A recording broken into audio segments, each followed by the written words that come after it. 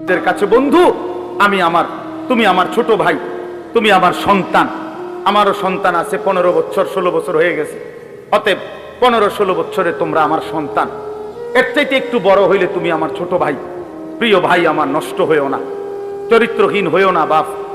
জিন্দিগিটা নষ্ট কইরো না বাপ, একদিন আফসুস করবা। আজ হয়তো কেউ ফেরায় না তোমারে, এই জন্য তুমি রঙ্গরসে আছো, কিন্তু একদিন সত্যি সত্যি তোমাকে ফিরতেই হবে।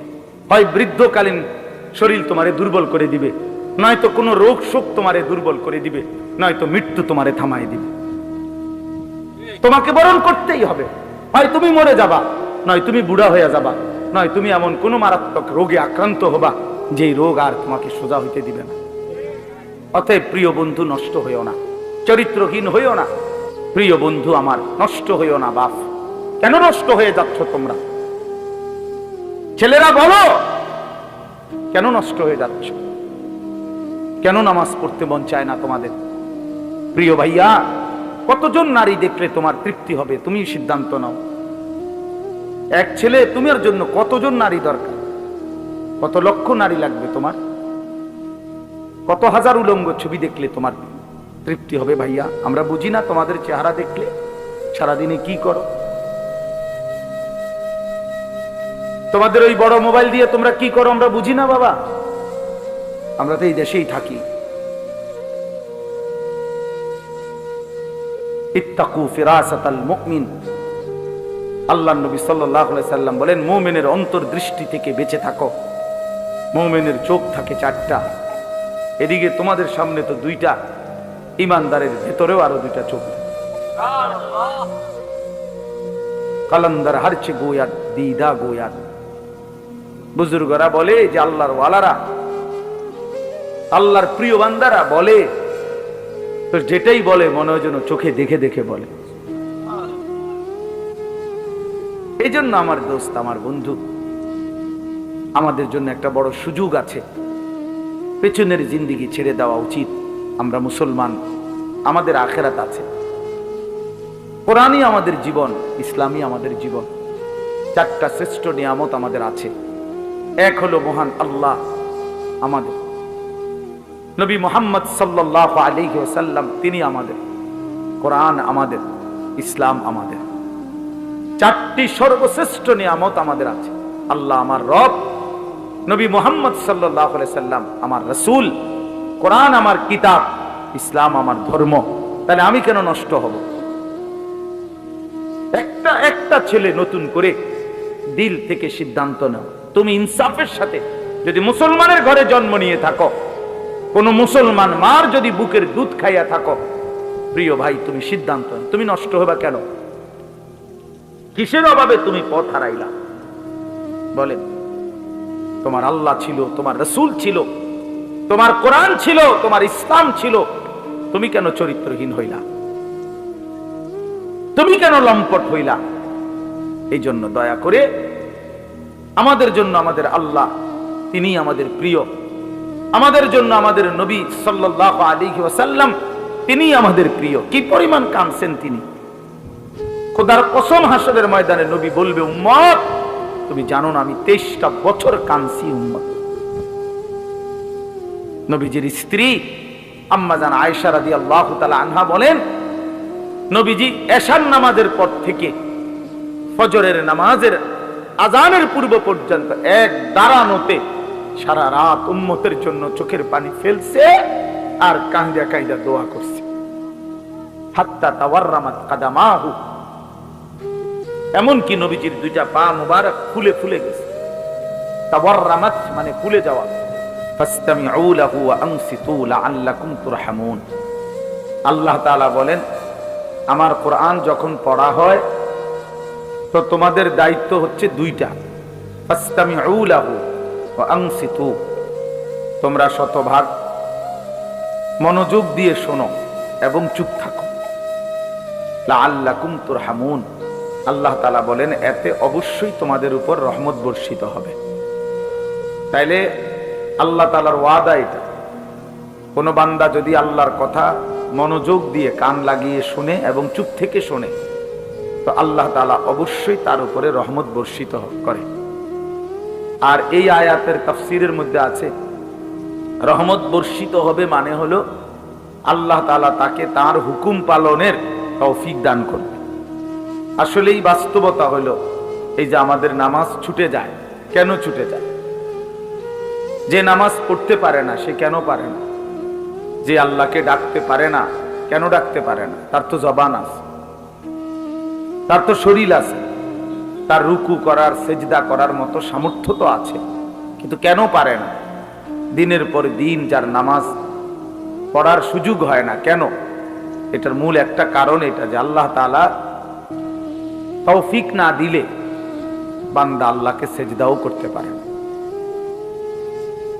আল্লাহকে ডাকতেও পারে না। আল্লাহ পাকের সাহায্য লাগে, আল্লাহ তাআলার তৌফিক লাগে। এজন্য নবী সাল্লাল্লাহু আলাইহি ওয়াসাল্লাম বহু আমলের ক্ষেত্রে দোয়া করতেন, আল্লাহুম্মা ওয়াফফিকনি, আল্লাহ আমাকে তৌফিক দেন। আল্লাহুম্মা আইন্নি, আল্লাহ আমাকে আপনি সাহায্য করেন। আল্লাহুম্মা আতি নাফসি তাকওয়াহা, আল্লাহ আপনি আমার অন্তরে তাকওয়া দান করেন। এইভাবে আল্লাহ তাআলার কাছে চাইতেন, আল্লাহ আমি আপনার ভালোবাসা চাই, আমি তাকওয়া চাই, আল্লাহ আমি আপনার নাফরমানি থেকে বাঁচতে চাই, আল্লাহ আমি আপনার ইবাদত করার জন্য সাহায্য চাই, আল্লাহ আমি আপনার বন্দিগি করার জন্য তৌফিক চাই।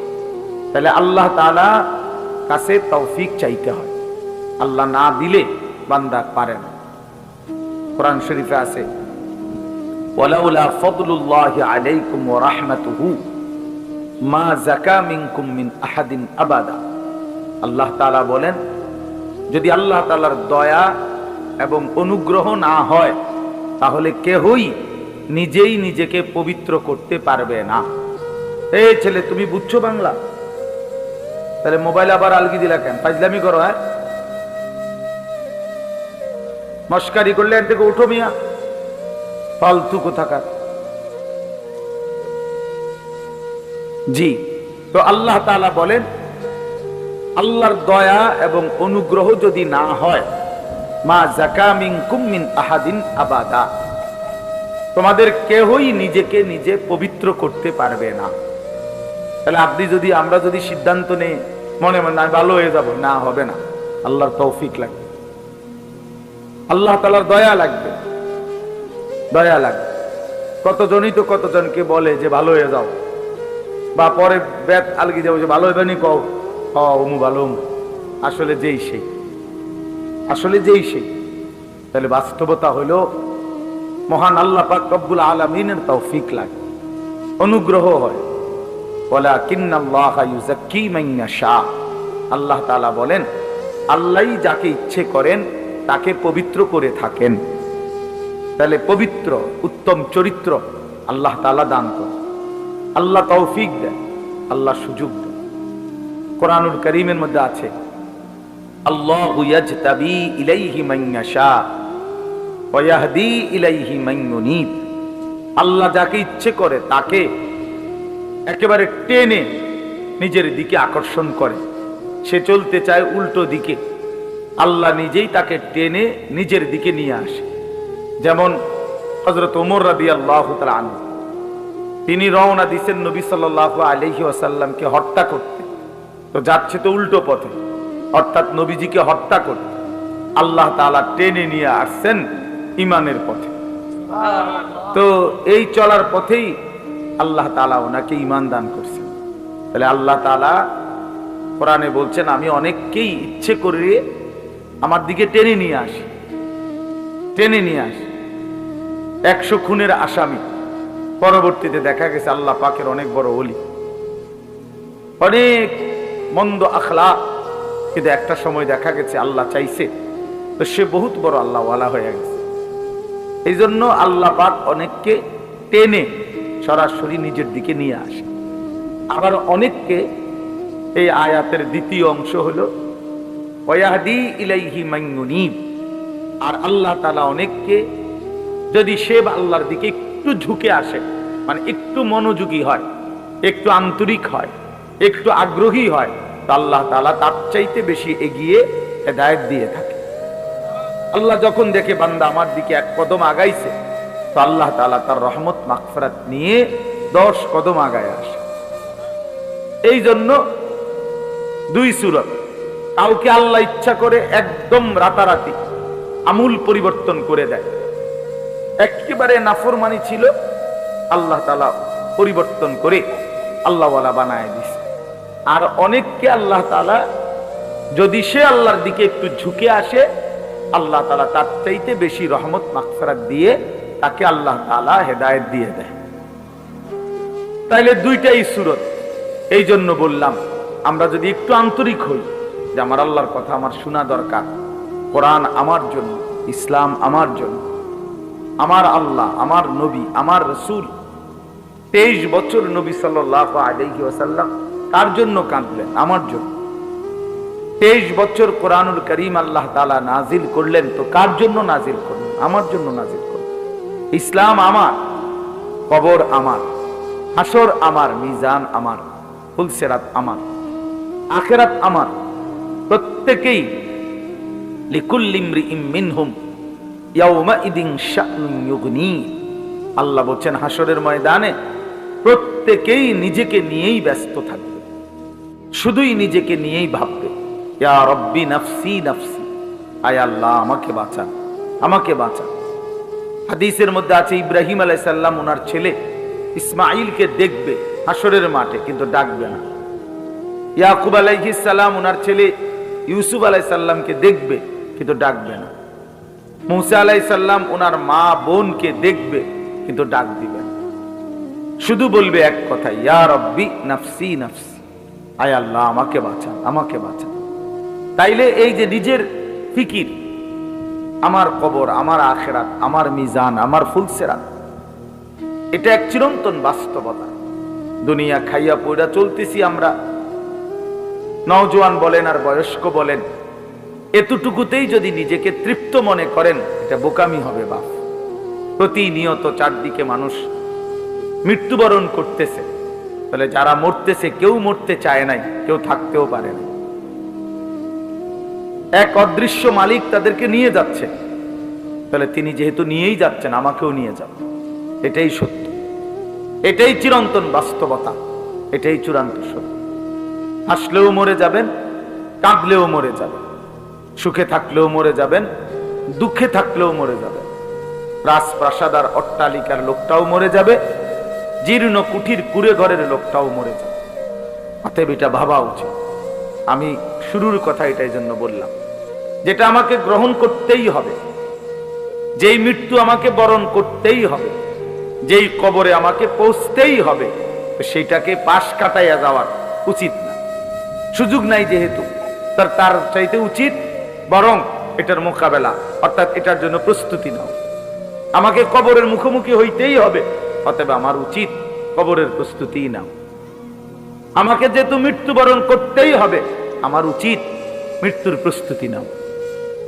এখন যদি হয়তো না হুজুর, আমার কাছে একটা ভিন্ন লাইন আছে, আপনাদের অনেকের জানা নাই, হয়তো আমার আছে, জানা আছে, মৃত্যু থেকে কিভাবে বাঁচতে হয়, কবর থেকে কিভাবে বাঁচতে হয়। তো ঠিক আছে ভাইয়া, তাহলে তুমি তো একটা নিশ্চিত হইছ, আমার কাছে তো এমন কোনো পথ নাই, আমি তো এমন কথা দেখি নাই, শুনি নাই। এই জন্য কিশোর নওজোয়ান ভাইয়া, তোমাদেরকেও বলি বাপ, এই বয়সেও মানুষ কবরে যায় বাপ। তুমি মরে গেলে পৃথিবী কেউ মনে রাখবে না, কেউ কাউরে খোঁজে, কারোর জন্য কেউ থামে না, পৃথিবী চলতেই থাকে। তোমার আমার যেদিন মৃত্যু হবে, সেদিনও সূর্য উঠবে, চাঁদ উঠবে, গাড়ি ঘোড়া, দোকান পাট, বাজার, ব্যবসা সব চলবে, কিচ্ছু থামবে না, কিচ্ছু থামবে না। মানুষে একটু সামান্য হয়তো আহা ও আচ্ছা মারা গেছে, এই দুইবার একবার বলে, এরপরে আর পাত্তাও না। কে কার কথা মনে রাখে? স্বার্থপর এই দুনিয়া, কাউকে মনে রাখে না, কাউকে। সামনের গাড়ি অ্যাক্সিডেন্ট করলেও পিছনের গাড়ি থেমে যায় না, সাইডে দিয়ে যায় না। রক্তাক্ত লাশ রাস্তার মধ্যে পড়ে থাকলেও মানুষ থেমে যায় না, এক নজর হয়তো তাকাইছে, কিন্তু ঠিকই চলে গেছে। কারো হাতে সময় নাই, সবাই ব্যস্ত, প্রত্যেকেই প্রত্যেকের আপন জায়গায় কিছু না কিছু করতেছে। এই জন্য দোস্ত আমার, বন্ধু আমার, আশেপাশের মানুষ কি বলবে, কি শুনবে, অন্যের খুশি, অন্যের মনের ইচ্ছা আকাঙ্ক্ষা, পূরণ করার জন্য বন্ধুদের আবদার, দোস্তদের আবদার, ছেলের আবদার, মেয়ের আবদার, ক্লাসমেটের আবদার, সহপাঠীর আবদার, এসব রক্ষা করতে করতে যদি নিজের কবর, নিজের আখেরাত বরবাদ করে ফেলি, আল্লাহর কসম এটা বুদ্ধিমানের কাজ হবে না, এটা ইনসাফ হবে না ভাইয়া। তোমার মৃত্যুর সাথে বন্ধুর আর মৃত্যু হবে না।